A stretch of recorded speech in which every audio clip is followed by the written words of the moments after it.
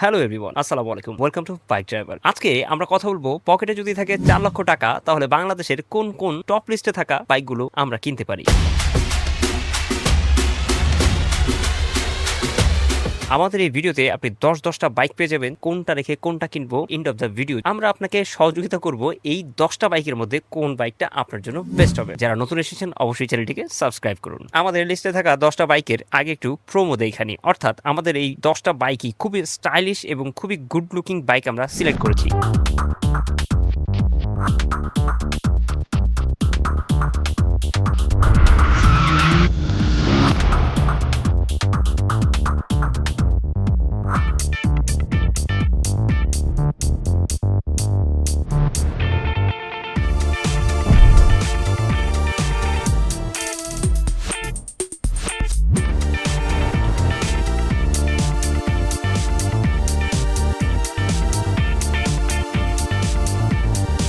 এই ১০টা বাইকের মধ্যে সবচেয়ে বেশি যে বিষয়গুলো আমরা মাথায় রেখেছি সেটি হচ্ছে এই বাইকের looks, mileage, comfort, torque, top speed, resale value. কারণ ৪ লক্ষ টাকা কিন্তু অনেক টাকা এবং এই ৪ লক্ষ টাকায় প্রচুর পরিমাণ অপশন রয়েছে বাংলাদেশের প্রেক্ষাপটে। বাংলাদেশে রয়েছে প্রচুর পরিমাণ বাইক, আর ৪ লক্ষ টাকা যদি আমার হাতে থাকে তাহলে অপশনের তো শেষ নেই। ১০টা বাইক সিলেক্ট করেছি এবং ১০টা বাইকের মধ্যে টপ লিস্টেড বাইক সিলেক্ট করেছি, যেটা ৪ লাখ টাকায় কিনলে একদম বরাবর ভ্যালু ফর মানি একটা বাইক হবে এবং কিনলে মনে হবে যে না আসলে একটা বাইক কিনছি। তো চলুন শুরু করা যাক। আমাদের প্রথম সিরিয়ালে থাকা হিরো কারিজমা এক্সএমআর এর বর্তমান মূল্য রয়েছে ৪,২৫,০০০ টাকা। একটু কম বেশি হইতে পারে কারণ অ্যাকচুয়ালি অনলাইন থেকে প্রাইসগুলা দেখেছি। হিরো কারিজমা এক্সএমআর এর এই বাইকটার যেমন জনপ্রিয়তা রয়েছে তেমন আমাদের বাংলাদেশে আসার পরে বেশ কুখ্যাতিও পেয়েছে। হিরো বাংলাদেশে যে কারিজমা লঞ্চ করেছে এটি অন্য দেশে বা ইন্ডিয়াতে যে কারিজমা ছিল সেটি আমাদের বাংলাদেশে লঞ্চ করে নাই, যার কারণে আমাদের দেশে এই কারিজমার পারফরমেন্স এবং এই কারিজমা সেইভাবেতে মার্কেট ধরে রাখতে পারে নাই। আসলে কি তাই? হিরো কারিজমা এক্সএমআর এর ভালো দিক কি সেটা আগে জানি।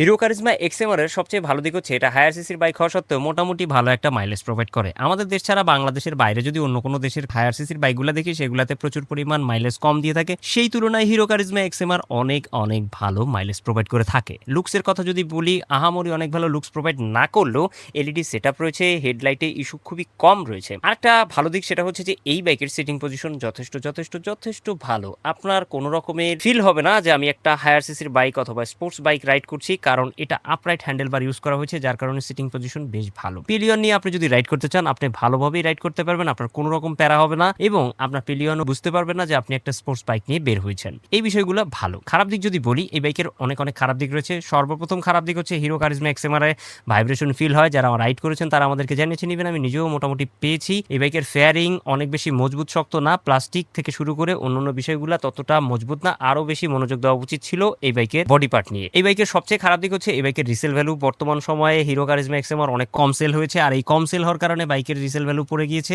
ফেসবুকের মার্কেট প্লেসে দেখতে পাবেন হিরো কারিজমা এক্সএমআর অনেকেই বিক্রি করছে, যে দামে কিনেছে তার থেকে অনেক বেশি ডিফারেন্ট, অনেক বেশি কমে তারা বিক্রি করছে। সো এটাকে মাথায় রেখে আপনাকে বাইকটা চুজ করতে হবে। এখন বলতে পারেন ভাই এত প্রবলেম এত কিছু তারপরে বাইকটা কেন সিলেক্ট করেছেন? কারণ হচ্ছে আমি প্রথমেই বলেছি এই বাইকটা প্রাইস হিসেবে অনেক ভালো মাইলেজ প্রোভাইড করে, মিটার রয়েছে টিএফটি, বেশ কিছু ভালো দিক রয়েছে, যার কারণে বাইকটা আসলে আমরা লাস্টের কাতারে রেখেছি। ফার্স্টে আরো বাইক রয়েছে, চলুন আরো কি বাইক রয়েছে দেখে নিই। নেক্সট আমাদের যে বাইকটা রয়েছে এটা হচ্ছে একদম মাথা নষ্ট করা একটা বাইক, সেটা হচ্ছে সিএফ মোটর 250 এসআর। এই বাইকটা লুকসের দিক থেকে বলেন, রাইডিং এক্সপিরিয়েন্স বলেন, সবকিছুই জোস।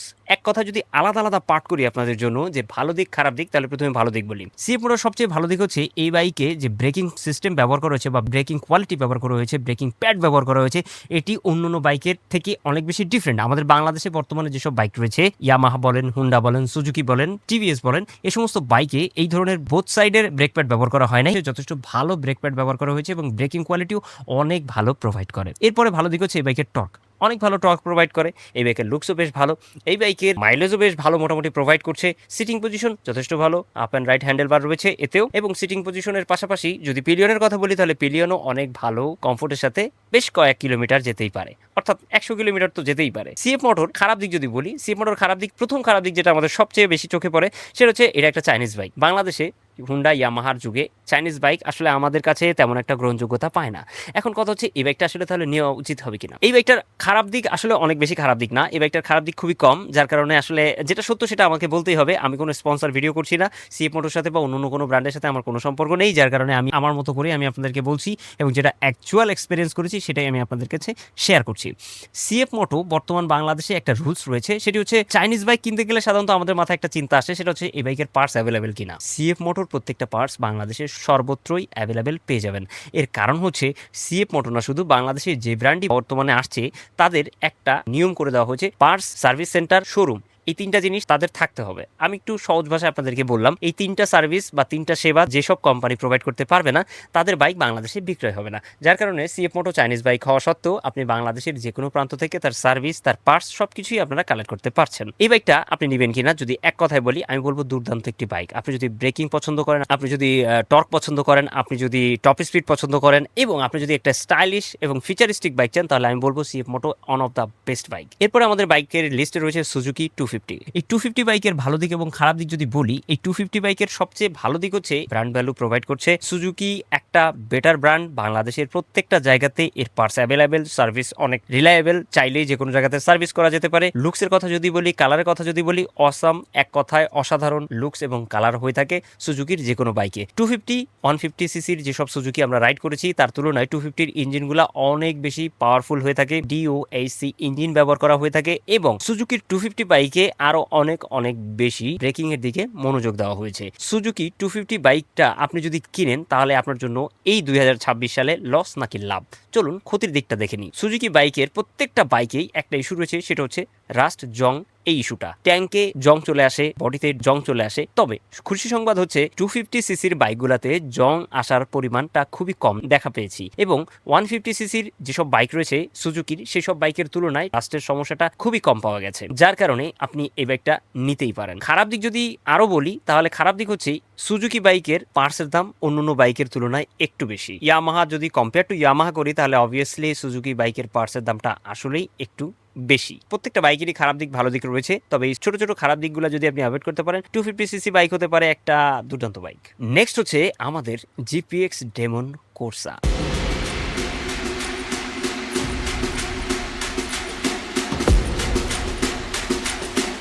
জিপিএক্স ডেমনের কিন্তু দুইটা ভেরিয়েশন রয়েছে, একটা হচ্ছে ডাকোর্সা, একটা হচ্ছে জিপিএক্স ডেমন 165 আর। এখন কথা হচ্ছে ডাকোর্সার এডিশন বা নর্মাল এডিশন নিয়ে পরে কথা বলছি, শুধুমাত্র জিপিএক্স ডেমনের বাইকটা কেমন, খারাপ দিক ভালো দিক নিয়ে কথা বলবো। জিপিএক্স ডেমনের 165 আর এই বাইকটা টর্কে অনেক সেরা। বর্তমান বাংলাদেশের যে সমস্ত প্রিমিয়াম সেগমেন্টের বাইক রয়েছে, ধরুন আপনি R15 ধরতে পারেন, R15M ধরতে পারেন, জিএসএক্সআর ধরতে পারেন, এই প্রত্যেকটা বাইকেরই কাছাকাছি আপনাকে পারফরমেন্স প্রোভাইড করে থাকে। বাইকটা টর্ক অনেক ভালো প্রোভাইড করে, টপ স্পিড অনেক ভালো প্রোভাইড করে এবং এই বাইকটা যথেষ্ট হেভি ওয়েটফুল একটা বাইক, যার কারণে আপনি চাইলেই এই বাইকটা নিয়ে লং রাইড করতে পারবেন নিমেষেই। একটা ভালো দিক হচ্ছে এই বাইকের লুকস অনেক বেশি জোস। বর্তমান সময়ের অধিকাংশ ইয়াং জেনারেশনেরই ক্রাশ বলা চলে এই জিপিএক্স যেমন 160 আর। 250 আর এবং 160 আর এর মধ্যে ডিফারেন্ট তেমন কিছুই না, একদম সিমিলার লুকস, ইঞ্জিনের ডিফারেন্স রয়েছে, বাট লুকসের কথা যদি বলি দুইটাই আমার কাছে অনেক বেশি অসাধারণ লাগে। এখন কথা হচ্ছে এই বাইকটা আসলে নিবেন কিনা। বাইকটা 4 লাখ টাকার নিচে রয়েছে, 3,74,999 টাকা, অর্থাৎ 3,75,000 টাকা। কম বেশি হইতে পারে, অফার দিতে পারে, কম বেশি হইতে পারে, I don't know, but 4 lakh টাকার নিচে এই বাইকটা পেয়ে যাবেন। এই বাইকটার খারাপ দিক বলবো 2026 সালে এই বাইকটা নেওয়া ঠিক হবে কিনা। দেখেন এই বাইকটার খারাপ দিক যদি বলি, সবচেয়ে বড় খারাপ দিক যেটা হচ্ছে যে এই বাইকের সিটিং পজিশন, ফুয়েল ট্যাঙ্ক যেটা রয়েছে এটা পেটে এসে একটু ধাক্কা লাগে যখন রাইড করতে হয় এবং লং রাইড করতে গেলে এটাতে বেশি ওভার অ্যাগ্রেসিভ বাইক, R15 বলেন, R15M বলেন, জিএসএক্সআর বলেন, জিএসএক্সআর তো অনেক বেশি up and ride bike, but এই জিপিএক্স যেমন বাইকটা অনেক বেশি অ্যাগ্রেসিভ, যার কারণে একটু হাতে ব্যথা হতেই পারে, রিস্ট পেইন হতে পারে, ব্যাকওয়ার্ডেও পেইন হতে পারে। আসলে বসার পজিশন বা হাইটের উপরে ডিপেন্ড করে এবং যারা একটু লো হাইট রয়েছে, যাদের 5 ফিট 5, 5 ফিট 4, তাদের ক্ষেত্রে আসলে একটু পেইন হতে পারে। তো ভেবেচিন্তে আসলে আপনাদেরকে বাইক নিতে হবে। যদি আপনার হাইটটা একটু ভালো থাকে, যদি আপনি ভালো ওয়েট ক্যারি করতে পারেন, সেক্ষেত্রে আপনি জিপিএক্স যেমন নিতেই পারেন। এখন তো বর্তমান বাংলাদেশে দেখতে পাচ্ছি অনেক হাইট ভালো না, অনেক বেশি স্লিম ফিট একটা মানুষ, তারপরে জিপিএক্স যেমন আরামসে চালাচ্ছে। তো সেক্ষেত্রে আসলে এটা মনে হয় বড় কোনো ইস্যু না, আপনি চাইলে নিতে পারেন। এই বাইকটা আসলে খারাপ দিকের থেকে ভালো দিক অনেক বেশি। পার্টসের কথা যদি বলি, অনেকেরই ধারণা থাকে এটার ক্ষেত্রেও সেম, বাংলাদেশে পার্টসটা অ্যাভেলেবেল পেয়ে যাচ্ছেন, বাট আপনি যদি গ্রামে বসবাস করেন তাহলে আমি বলবো এই বাইকটা আপনার জন্য একটু পেইনফুল হবে, কারণ পার্টস কালেক্ট করার জন্য বা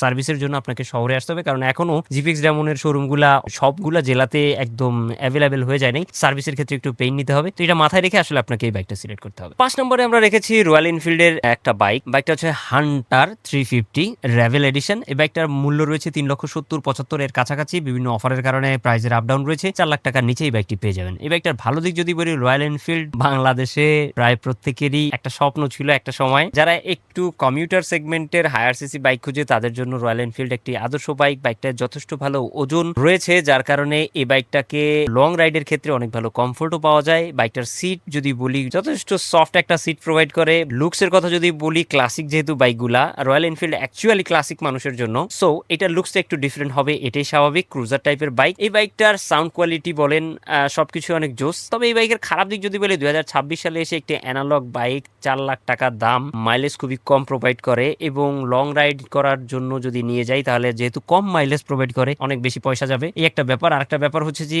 এই বাইকটা যেসব প্রিমিয়াম সেগমেন্টের বাইক ইউজ করছি সেই তুলনায় ক্লাসিক্যাল বাইক এবং অনেক পুরাতন মডেলের একটা বাইক মনে হয়। এবং লুকসের ক্ষেত্রে আসলে যার এক একজন মানুষের এক এক রকম অভিরুচি রয়েছে বা এক এক রকম মানুষের এক এক রকম চিন্তা চেতনা রয়েছে, সেক্ষেত্রে আসলে আপনাদের উপরে ছেড়ে দিলাম। রয়্যাল এনফিল্ড আমার কাছে ব্যক্তিগতভাবে যদি আমি বলি, 4 লক্ষ টাকা দিয়ে আমি আসলে এই বাইকটা নিতাম না। 6 নম্বরে রেখেছি কেটিএম ডিউক 125। এই বাইকটা 125 সিসির একটা বাইক হওয়া সত্ত্বেও এই বাইকটা যথেষ্ট ভালো একটা বাইক, কারণ এর প্রযুক্তিগত দিক থেকে বাংলাদেশের অন্যান্য বাইকের তুলনায় অনেক বেশি আপগ্রেড। সর্বপ্রথম বাংলাদেশে যখন আসে তখন অনেক হাইপ চলে এবং ইন্ডিয়াতে আমার মনে হয় এমন কোনো বাড়ি নাই, ঘর নাই, বাইকার নাই যার কাছে এই বাইকটা স্বপ্নের বাইক না। এখন কথা হচ্ছে বাংলাদেশের প্রেক্ষাপটে বাইকটা আসলে কতটুকু প্রেফারেবল। ভাই টেনশন নাই, 125 সিসির বাইক হলে 150 সিসিকে অনায়াসে বিট করতে পারে এই কেটিএম ডিউক 125। এখন কথা হচ্ছে বাইকের খারাপ দিক হচ্ছে এই বাইকের পার্টসের প্রাইস অনেক অনেক বেশি অন্যান্য বাইকের তুলনায়। বাইকের সার্ভিস যদি পেতে হয় তাহলে আপনাকে কষ্ট করতে হবে। শহরে আপনি সার্ভিস পাবেন কিন্তু গ্রামে আপনি পাবেন না। এই বাইকের খারাপ দিক হচ্ছে এই বাইকের রিসেল ভ্যালু অনেক খারাপ, কারণ এই বাইকটা অনেক বেশি সেল হয়নি বাংলাদেশে। এবং আরেকটা খারাপ দিক হচ্ছে এই বাইকের এক্সজস্ট সাউন্ড আমার কাছে ব্যক্তিগতভাবে মোটেই ভালো লাগে না, অনেকের কাছেই ভালো লাগে না। এত টাকা দিয়ে একটা 125 সিসির বাইক বা 125 সিসির ইঞ্জিন প্রোভাইড করা হচ্ছে, এটা আসলে অনেক বেশি দুঃখজনক, হতাশাজনক লাগে। এই বিষয়গুলোকে মাথায় রেখে আপনি বাইকটা সিলেক্ট করতে পারেন। বাট 4 লাখ টাকা আপনি যদি একটা এক্সেপশনাল, আলাদা, একটু অন্যরকম ফিল, যেটাতে কেউ সাহসী পাচ্ছে না, সেই বাইক কিনতে চান, তাহলে অবশ্যই কেটিএম ডিউক হতে পারে আপনার জন্য একটা আদর্শ বাইক। 7 নম্বর লিস্টে রেখেছি জন্টাসের একটি বাইক ZTU।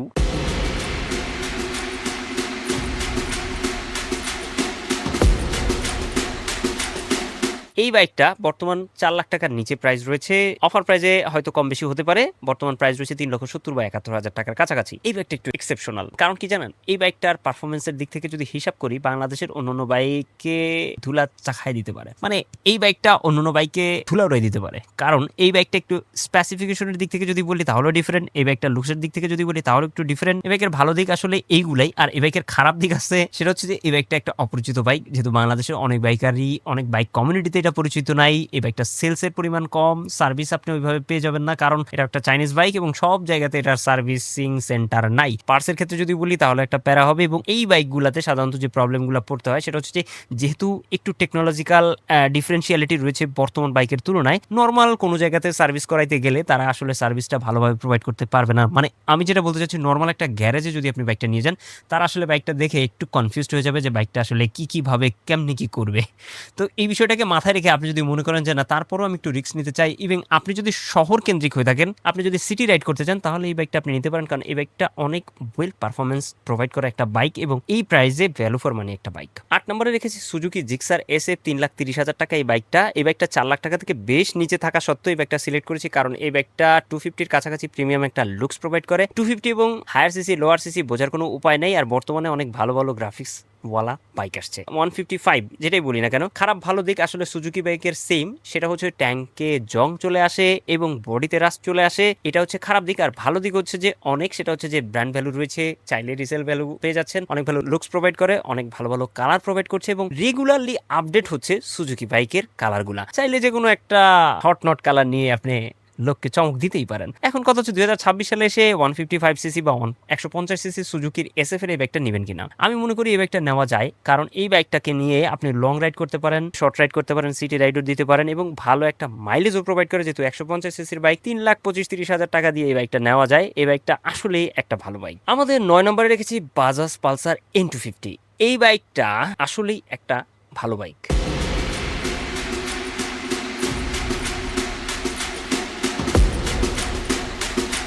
3,30,100 টাকা বাজাজ প্রাইস নির্ধারণ করেছে অনলাইনে। এখন কম হতে পারে, বেশি হতে পারে, বাট 4 লাখ টাকার অনেক বেশি নিচে। N250 এর কথা কেন বললাম? এই বাইকটা অনেক ভালো টর্ক প্রোভাইড করে। বেসিক্যালি যারা পালসার ইউজ করছেন বাজাজের, তারা জানে যে এই পালসার দিয়ে আমরা আসলে কি নাকি বিট করছি, কত বাইক আমরা বিট করে ফেলছি রাস্তায়। এখনো পালসার যারা ইউজ করছে 110-20 নর্মালি উঠাই ফেলে। আমি এমটি নিয়ে গেলে আমার পিছনে আমি দেখতে পাই পালসার নিয়ে 150 সিসির পালসার যেটা, সেটা নিয়ে আমার পিছে পিছে থাকে।